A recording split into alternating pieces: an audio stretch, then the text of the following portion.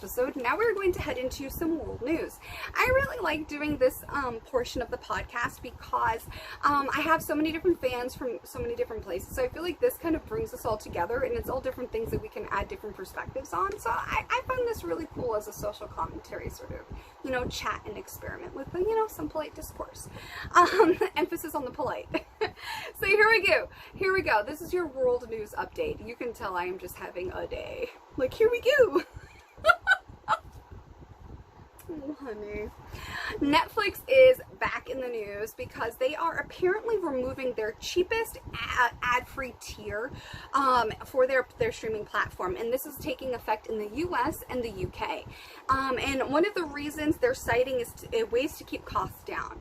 Now, I find that not very good PR in my opinion, because when you say you want to keep costs down, that usually does not mean increasing the cost for your still existing consumers, considering how many of your consumers have left the platform.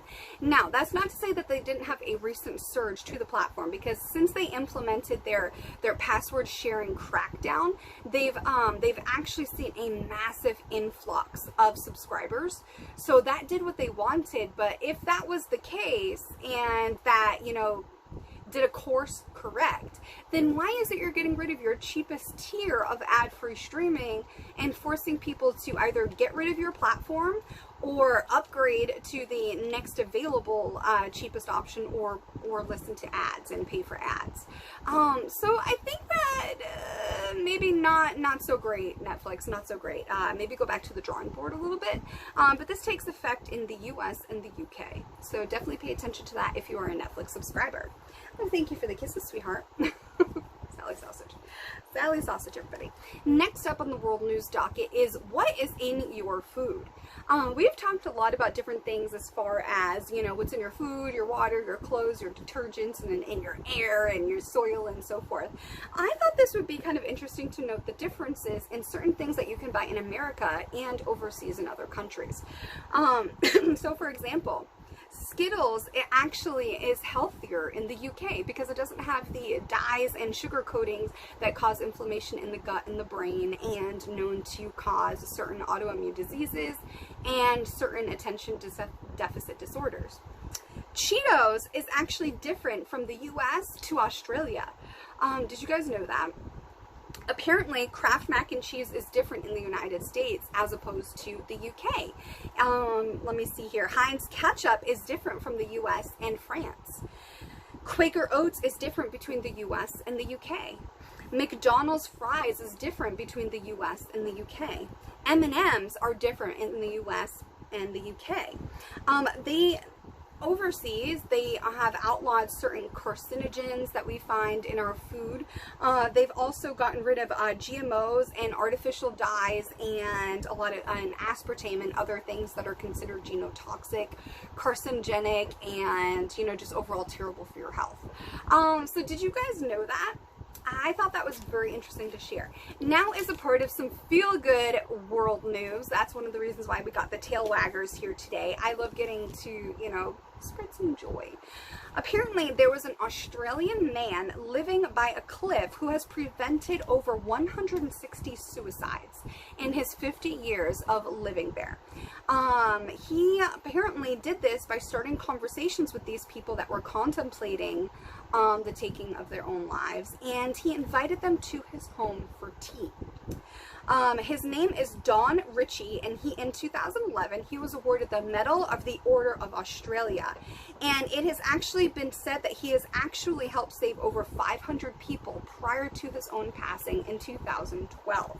He is known as the Angel of the Gap because his home was near Watson's Bay, east of Sydney, which is an area known as the Gap. So he is the Angel of the Gap. I think this is amazing. You know, he has helped over 500 people in his lifetime. I think that it is an amazing legacy, just like the other man from Australia known as the man with the golden arm, who has saved thousands upon thousands upon thousands of Australian babies. Feel good news, am I right?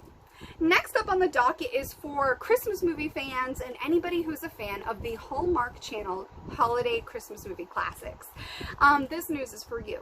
Apparently, Hallmark Channel is launching for the first time ever a holiday-themed Christmas cruise. That is right. I love getting to talk about stuff like this. Okay, we talked about the Star Wars cruise and the James Bond luxury vacation. Now we've got a legit Hallmark Channel Christmas cruise. This will allow fans to experience the magical world of the network's beloved holiday movies in real life, in real time. Passengers will have access to many different holiday festivities, including, you know, cookie decorating contests, ugly sweater contests, wine tastings, and Christmas karaoke. I did say that. I did. And I'm gonna own it, okay? I make no apologies for the corniness. It is what it is. You'll also get the chance to meet some of the favorite Hallmark holiday movie actors. The roster has yet to be determined, so be on the lookout for that. They will be providing you photo ops as well as a behind-the-scenes panel, so that sounds like a lot of fun. And passengers will also get the opportunity to be a part of the premiere of Hallmark's new Countdown to Christmas movie on board the cruise. If you want more information, including pricing and all the other perks that go along with this and when it launches and when it happens, you can go to hallmarkchannelcruise.com. Such an easier website than the last few that we have talked about. Hi, Sally Sausage.